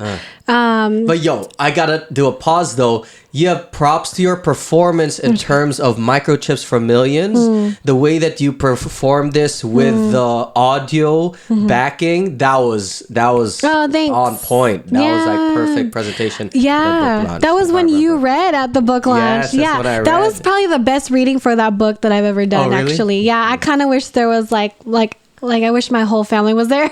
Yeah, no, that was probably like one of my favorite readings. It was you, Kevin Lorenzana, who has been in the show twice, your show twice. And then my friends, Belle Pablador, Melissa Sippin, Grace Burns were also readers. So yeah, that was the best. But yes, I think that's also why, like, when I read from the book, I don't want to read it as though I didn't write it. So I do practice before I read. And then if I have like a 10-minute set, I'll mix it up. I'll pick ones that I know the crowd will be into, and then I'll add ones that I know I want to read just for like my own sake. And so all that to say is, like, I listen to a lot of spoken word. Like the first ones being like, I used to have a friend, and we would like, well, not that we're not friends anymore, but I used to have one friend.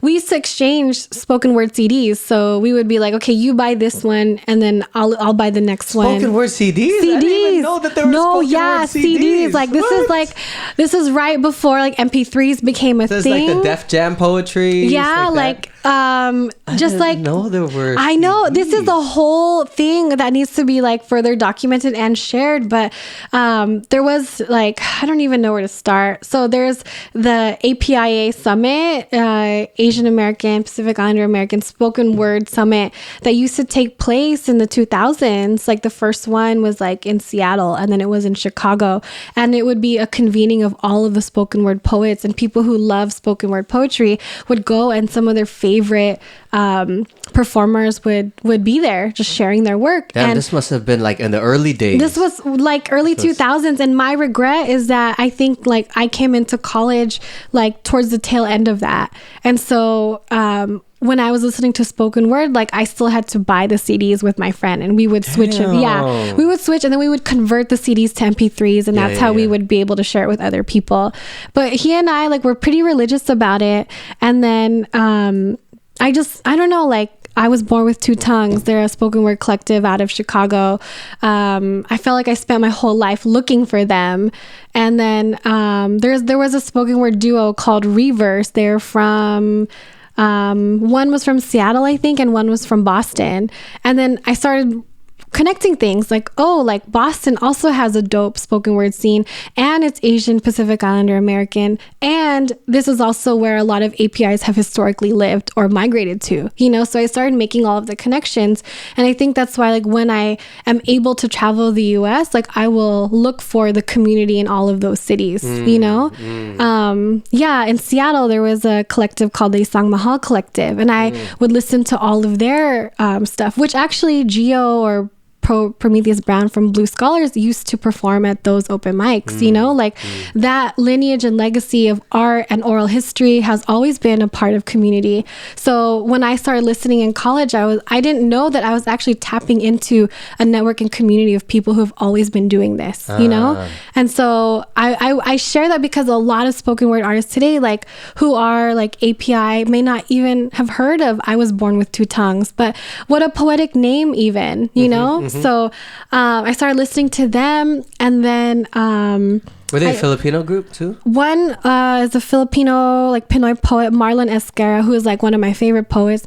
When I first met him, if you could have a favorite, I'm realizing like favorites are unfair, but I met him the first time I went to New York. And when I met him, I started crying. Really? Yes, because he wrote this poem about his dad that just like it fucks me up every time I listen to it. It's called Morning Papers, and it's actually on like YouTube, but Marlon doesn't even like look like that anymore. So when I first met him, and we still have kept in touch, he actually wrote a blurb for Toxic City, because that's important to me to like let people know like, who am I reading? Who have I read? Who has helped me get here? And so like even on the people on the back of this book, like we have Craig Santos Perez, who is like a Chamorro poet.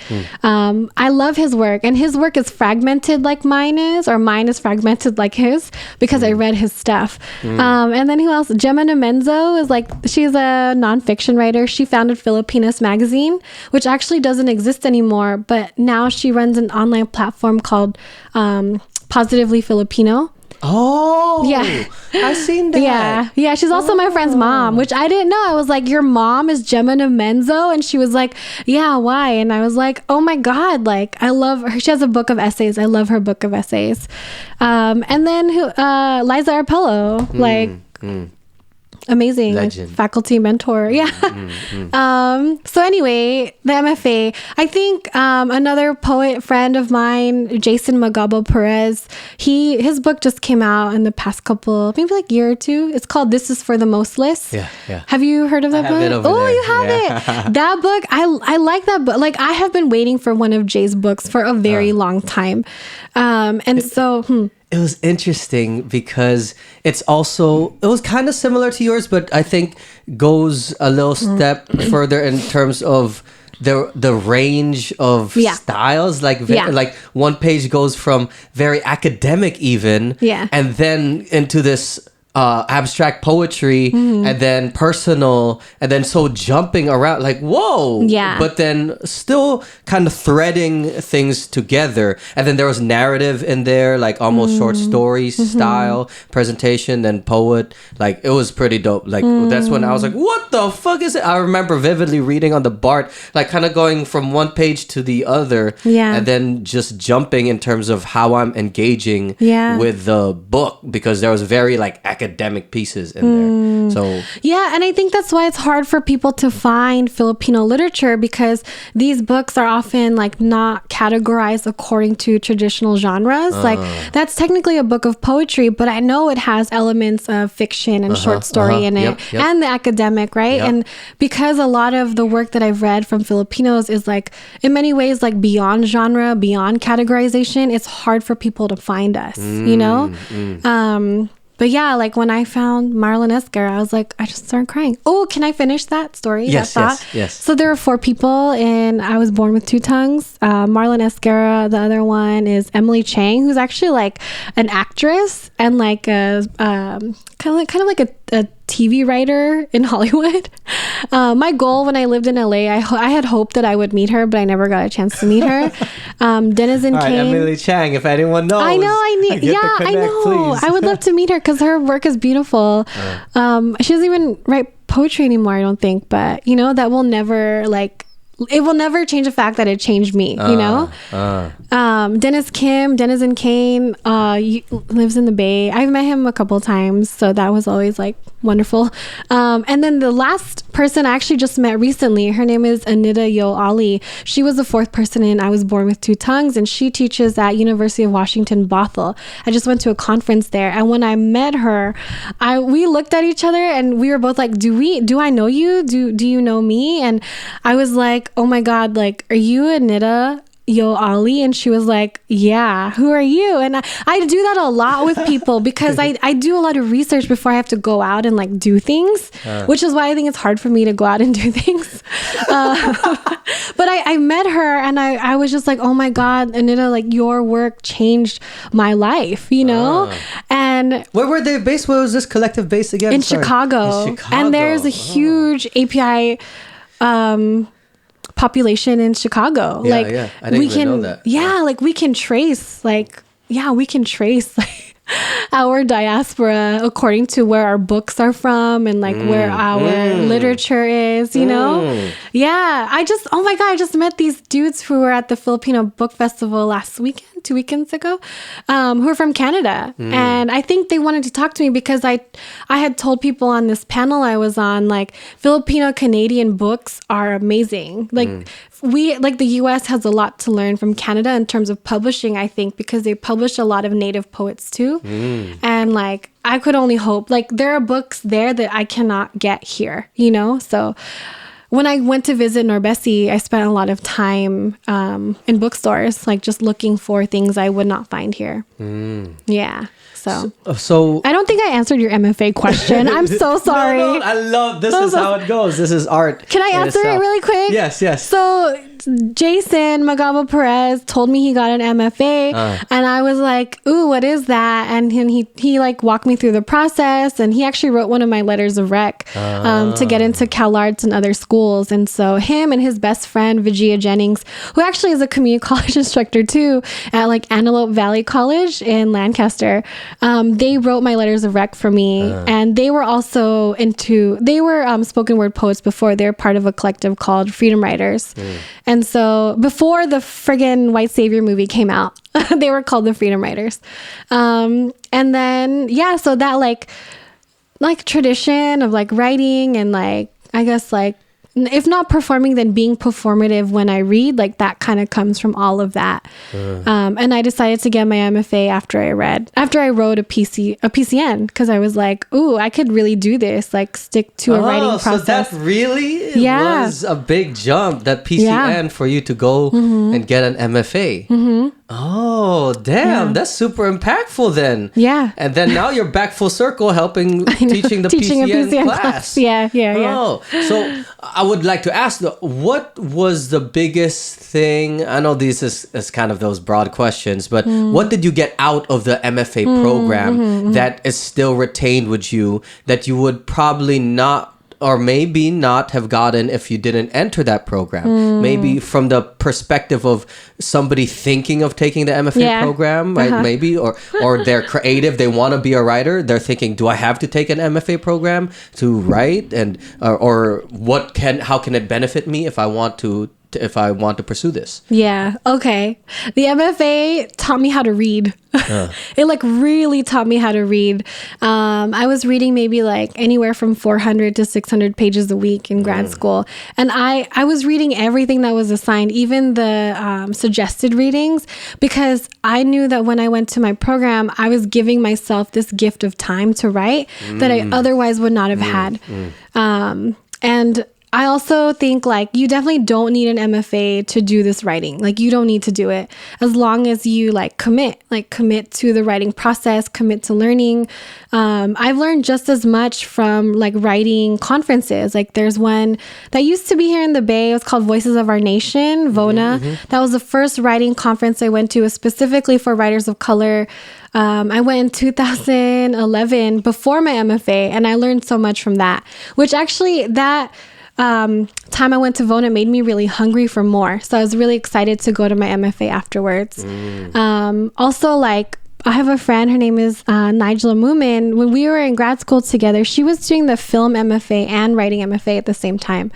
And Nigela, is just so beautiful. She just directed like an episode of Insecure. Oh, yeah. I think I've heard. Yeah. So I just really am like really proud of her. But anyway, so I remember once when we were talking in grad school, we were talking about how like grad school was not our awakening. Like from what I remember, like she was not your awakening. Was not our awakening. Like we had I know for myself that I had already done a lot of student organizing, and I had done a lot of like work to read and teach myself Asian American literature. Like I took maybe 2 classes of Asian American lit in college. The rest that I was just hungry. Like I just wanted to learn for myself. So sometimes I would be like, do I want to eat or do I want to read this book? And sometimes I would just buy the book because that was how much I wanted to learn about like Filipino American studies, you know? Taking like beyond, like even though my degree was in ethnic studies, there were still some things that I had questions about, some things I wanted to learn. So I wanted to seek out those answers. So when I say that grad school wasn't my awakening, I mean, like, it didn't give me the agency to, it didn't give me tools. Like, if anything, it allowed me to sharpen the ones I already had. And so I think that's what the MFA allowed me to do. And I think it was the same thing for Nigella too. Like, she had done she was part of like a Black sorority at UC Berkeley. She went to UC Berkeley. And so I think like a lot of what we talked about was just like how like we wanted to go to CalArts and do the thing that we set out to do. I had already heard previously that I think also MFAs can be very violent. I think they can be very like invasive. They can also be very exclusive. What do you mean violent and invasive? Like, for example, how do I say this? I'm thinking about, well, one, how like, saying it? Like writing in English, right? Like when, who writes in English and who gets to write in English, I guess is like one thing that I'm like thinking about. Like, there's that one, what is the quote? Like, the fact that I am writing to you in English already negates what I wanted to tell you, or something like that. I forget where that is from, but so if anyone is interested in entering an MFA program in writing, you're already entering a pretty like violent space because English is the standard, like just standard American English. And so for me, I was coming from like someone who had like heard Ilocano her whole life, who wasn't very steady in Tagalog, who struggled with English even, like having confidence in using it for reading, writing, and thinking. And I can only imagine like some of my like folks who are bilingual, who come into these programs and spaces thinking that we get to write our own stories. Much of the MFA program is being workshopped and sharing your work with 10 to 12 other people who don't understand your perspective, your subjectivity, your community. And so entering the space where all of that is erased or neutral is very violent to me. And so I purposefully took a lot of classes that were led by women of color or people who I knew in like my own criteria were like talking about issues regarding social justice, who were teaching writers who were also organizers, or writers who like historically had been subject to racism or sexism. Like if I see that James Baldwin is on a syllabus, that tells me that I will hopefully be okay in that class. That's like one thing I look for, you know? If the professor on the syllabus says that part of the assignments include going to an open mic or community event, that tells me, okay, I might be okay in this class, you know? So I look for those sort of markers to see who is encouraging us to take our words beyond the paper and like out into the world. And so when I got to grad school, I was like, I already know that I have these specific stories to tell. I just need help telling them. Like that was my approach getting to my MFA. And I think in the beginning I needed permission, and I don't know from who, but I remember asking my mentor, like, are you sure I can write about anything? You know? And she was like, yes, you know, and I just needed that. I just needed to hear that. And then I remember like 3 months into my time at CalArts, I had sent something to Jay Sapigao Press. And then he emailed me back and we actually talked on the phone, and he was like, I can already see things changing in your writing, you know? And I didn't know what that was, but I know I liked it. I know I liked writing things that were like different from the like poems or spoken word poems I had written in college. And that's not to say that the MFA is the evolution, right? Like, I don't think so at all. I've heard amazing poems come from people not in MFA programs. And I think ultimately it just allowed me the time to commit. So I guess I'm a proponent of people committing to the writing, and not only the writing, but committing to the reading and committing to building a literary community around both of those things that sustains it. Like I like picking up a book, knowing that perhaps my friend has read it too, and then we could really go in on the book, you know? This is why I think book clubs are important, which I actually just started one with like a couple of my friends and one of my like mentees from where I used to work. And so like... What book are y'all reading? We finished, thankfully. And I wasn't going to finish it on my own. Like, I already know I wasn't. It was Go Ahead in the Rain, Notes to a Tribe Called Quest by Hanif Abdurraqib. It's a beautiful book that is just like in tribute to A Tribe Called Quest. And it really talks not only about like their history and like sort of like what they experienced as a group, but his own like necessity and longing for their music in his life, you know? It's a beautiful book. So I would not have finished it without them, because what I found is that one of us was well versed in like A Tribe Called Quest. Another person was well versed in the music that also came out at the time. And then another person was really good at asking questions, you know? So we each were able to bring something to our book club table. Oh, and we made it a point to support local businesses wherever we met. So there was that too. Like we all got to hang out essentially, but like with a book. And that's how y'all would meet and then talk, discuss. Yeah, and I think that's just as valid, if not the same thing that you do in an MFA program, minus like not sharing work, but you go in on readings and then you share your own work. And also like going back to why I think MFA programs are also potentially violent is because like sometimes there are two sides. Like I remember being told that if you don't feel like you just got beat up at the end of a workshop, then it means that you're going to make the necessary edits to revise, you know?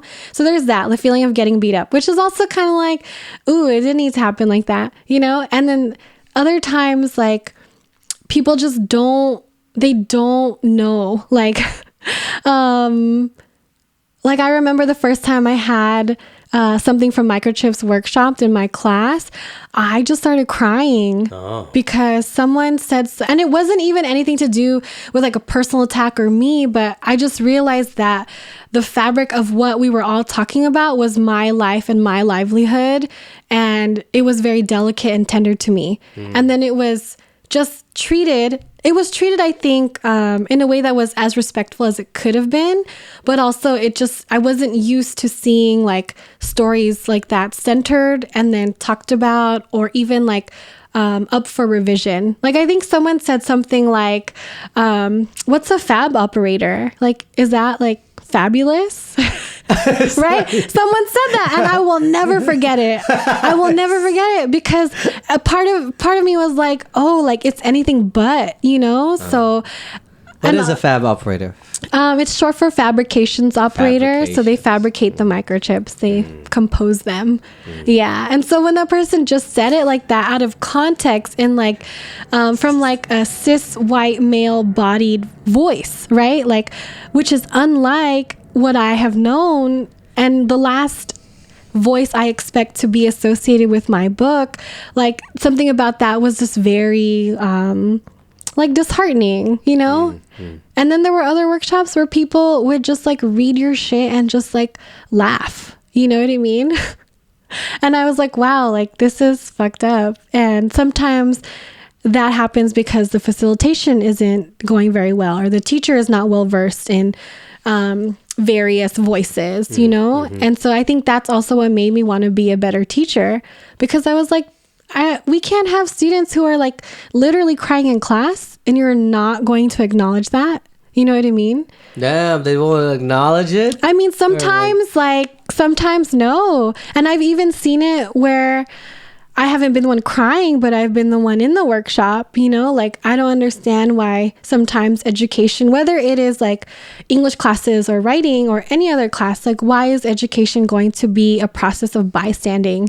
You know, I am like fully against that. Like, I really want people to be involved. And I think that writing is an active, writing is an active process, but people are taught that because it's hard, like to just not do it.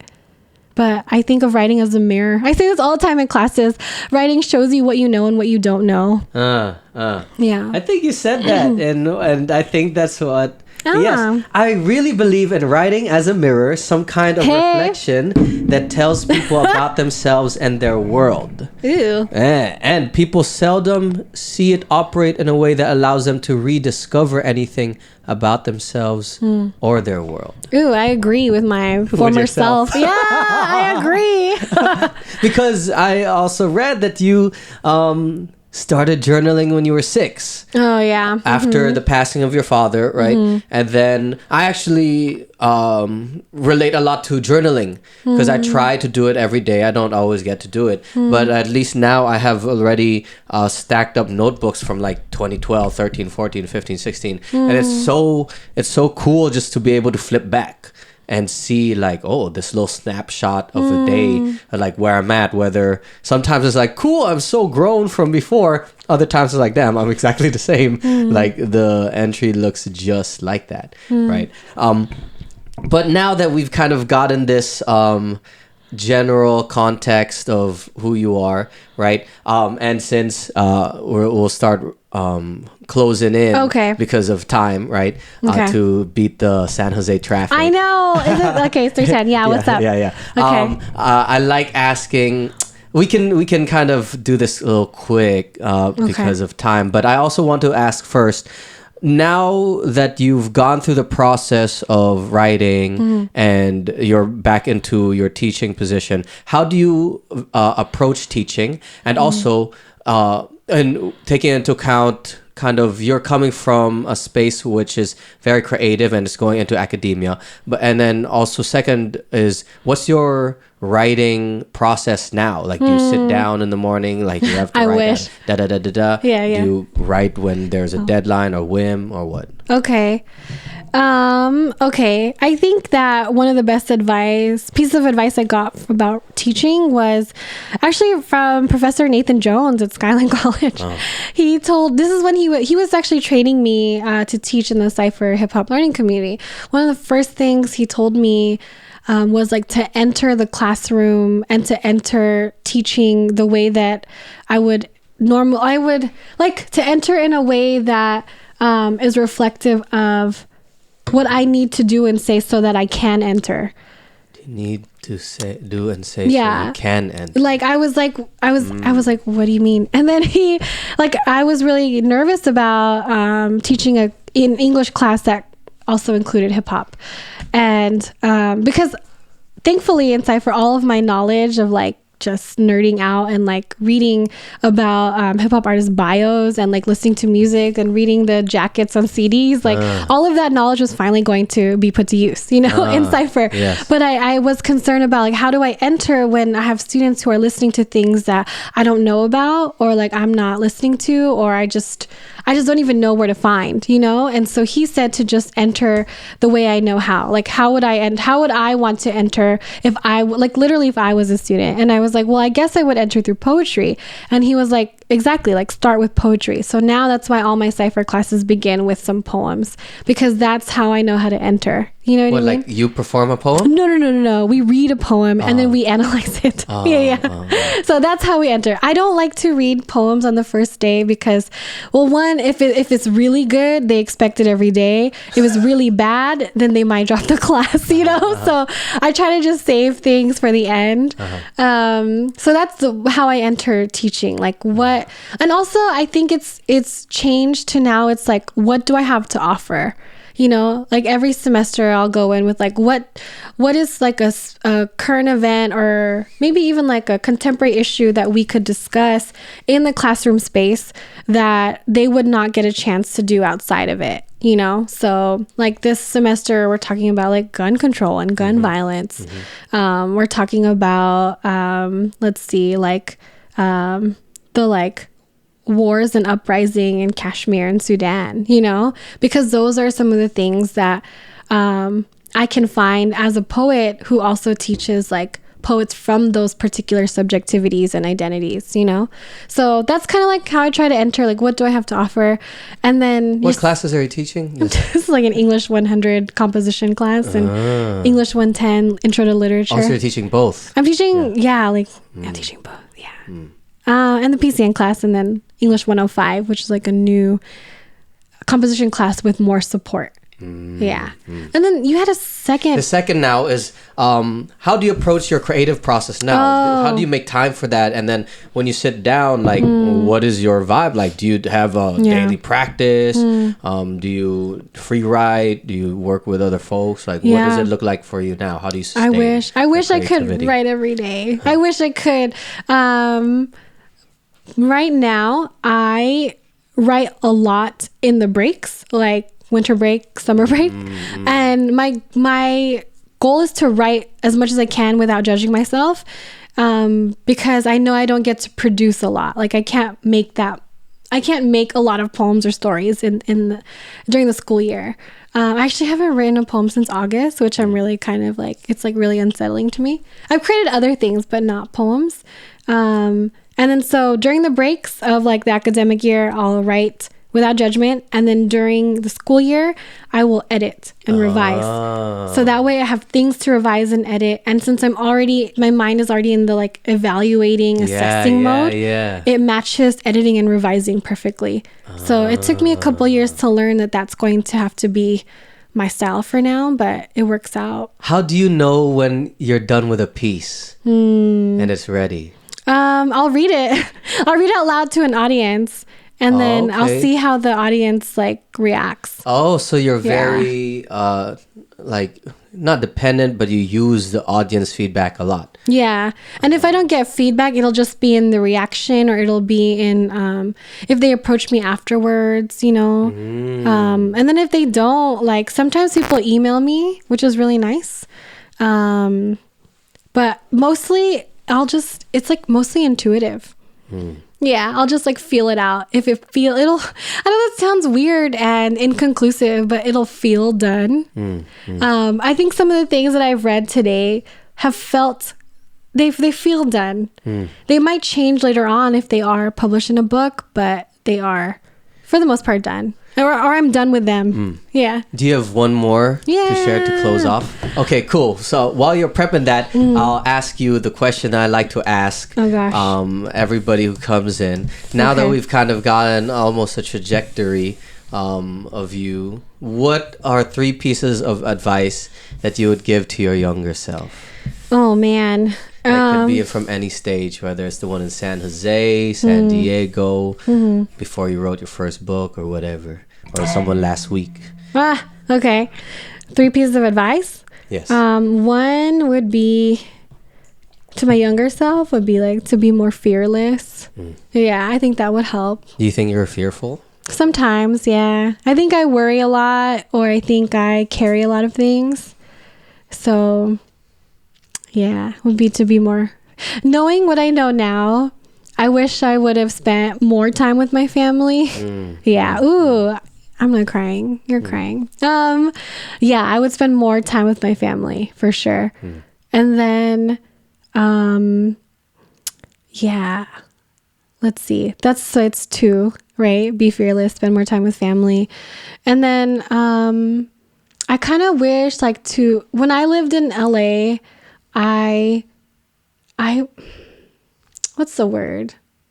I wish I had spent more time just like being in LA, like being out, like just going around, because I spent a lot of time in my apartment and I was like writing all the time, which is nice, but I felt like I wish I could have just gone out and like done more. Yeah. I know that's like very vague, but I wish I could have done more there. Like exploring, or like I would spend a lot of time indoors so that I could read, but I wish I would go outside and read. Yeah, like because it's free and you can still do that. But then parking in LA is like so expensive, you know. So those would be like the top 3 things. Cool. How long was your program? 2 years? 2 years, yeah. We used to joke that like we would be there for 2 and they should pay us for the 3rd. But that never happened. Okay, a poem. Okay. It's like okay, it's, can I show this to you? I know it's like really hard to see, but it's called atrial fibrillation. And it's kind of like, it like tracks the atrial fibrillation. Yeah, it's like how you breathe. So it's like checking your breathing, right? So it's like a map of how you breathe. And so I know it's really strange, but this is kind of like when you check for EKGs, your electrocardiograms. And so what I learned, and this is like why I'm working on like public health stuff, I had to learn a lot of medical terminology actually. So that's kind of where I'm working on, is that every time you look at an EKG, it has to have what's called a PQRS plot. So like the P is like this, like first peak, the Q is like the down, and then the R is the R. Like I call it the rise. It's not what it's called, but I call it that. And the S is like going down. PQRS, right? So if your electrocardiogram does not have that, then it tells us that your heartbeat is out of rhythm, like arrhythmia, or that like you're like on your way to having a heart attack or something.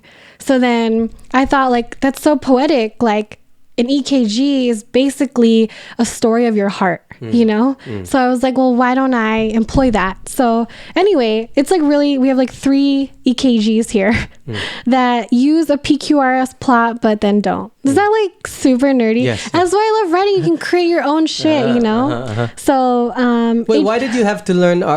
Did you learn a lot of that because of your family going to the hospitals? Like yes. Being exposed and the necessity to learn that. Yeah. So I've been like in and out of the hospital for family, like in the past year and a half, like a lot. So, I wanted to like understand what the doctors were saying to me. So I decided to look it up and then include it in my poetry. Yeah. So it's a little hard to read, which I think is really purposeful because how many of us can read like medical charts, So anyway, so I'll read it, and perhaps if you want to help me out, because sometimes I don't know what it says. Okay. An electrocardiogram measures the electricity in your heartbeat. It tells a story of your heart. Tracks, records, tests for heart diseases. Disease. A plot. Disease. Yes. A plot of pulse. What is heartbreak then, if not stress, if not arrhythmia? A song of ourselves playing on. Is this in a shape of an arrhythmia? The last one? Yeah. You noticed? The difference. I noticed the difference in the regular one on the first 2. Yeah. And then this last one is heart with arrhythmia. Yes. Damn! Yes. There is no PQRS plot in the last one. Yeah. Boom! Yeah. Cool. Wait. Yes. Can we play a game before you go? What's the game? I want to play a game. What's the game? It's called, hold on. I kind of took it from my other, like I listen to this podcast. They play games. What podcast do you listen to? It's called Food for Thought. Food for Thought. Yeah. THOT. And so I really, What's it about? It's like these like 4 queer New York writers, and they're just, and personalities, like they're actually like, one of them I went to Vona with. That was the first writing conference I went to. And then I've been following him, and I realized, oh wow, his podcast is like really popular. So his name is Dennis Earl Norris III. Anyway. Shout out. Yes. So they play this game. We could play one of 2. We don't have to do both because I know we got time. We don't have time. One game they play is called like swipe left, swipe right. And it's like I'll say a thing, and then you tell me if you swipe left, which is you don't like it, right? Like it, okay. Or you swipe right, which is that you do like it. Okay. That's one game. Okay. The second one, they call it something else, but it's basically fuck, marry, kill. So it'll be things like fuck, marry, kill. Yeah.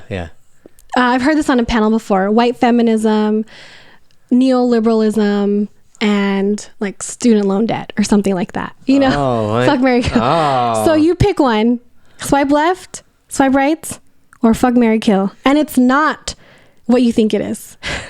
Okay, let's do the swipes. Okay. Swipe seems a little easier than... We'll do the swipes. Okay, yeah, good, because on fuck, marry, kill, I had Donald Trump, Donald Duck, and Donald Glover. That's easy. I mean, is it though? But anyway, we're gonna do swipe because we can't do the one because you didn't pick it. So swipe left or swipe right on paying $18 a plate for Filipino food. Left. Why? Because I can get it for cheaper and good at Baby's Eatery. Shout out in Excelsior. Like you get a full on, like I get 2 containers and like for $7-8 you get the 2-piece with a hella rice. Is it a point?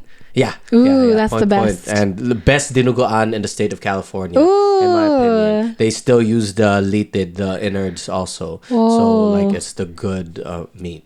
Baby's Eatery. Baby's Eatery. Shout out to Baby's Eatery. And then you'll see Ate Baby making lumpia in the back, whenever. It's a small hole in the wall. Like, you'll like it in terms of aesthetic and seeing the world for writing type of ideas. It's like just 3 seats. And then, but everybody goes through there in the Excelsior. Okay.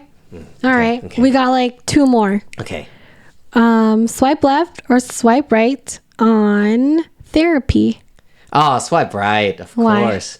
I think it's definitely something that more people are talking about more. And even some of my friends like are going to it now. But I would say swipe left to it being uninsured or uncovered by insurance or being expensive. I've had friends who started and they just stopped because they can't pay for it. And so I definitely think therapists should be adequately compensated, but I do think it should be more accessible. Agree. And I actually view it now like some of my friends, we do joint friend therapy. No way. Like in the sense of the way that our conversations flow. Oh, okay. It's like our space for our own therapeutic practice. Got it. It's very helpful that I have friends who are like educators or social workers and things like that. It's like, oh, okay, we have the space.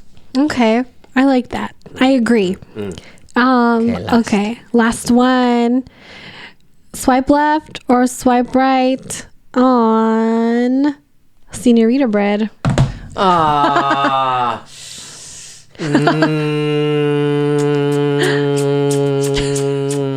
Right now, I would have to say in its current form, I'll swipe left. Why? Because of my advocacy for less sugar in Filipino American food and consumption and healthier food choices. I think there is a possibility of changing certain types of ingredients, the amount of sugar, go for stevia maybe, a little less glycemic index mover.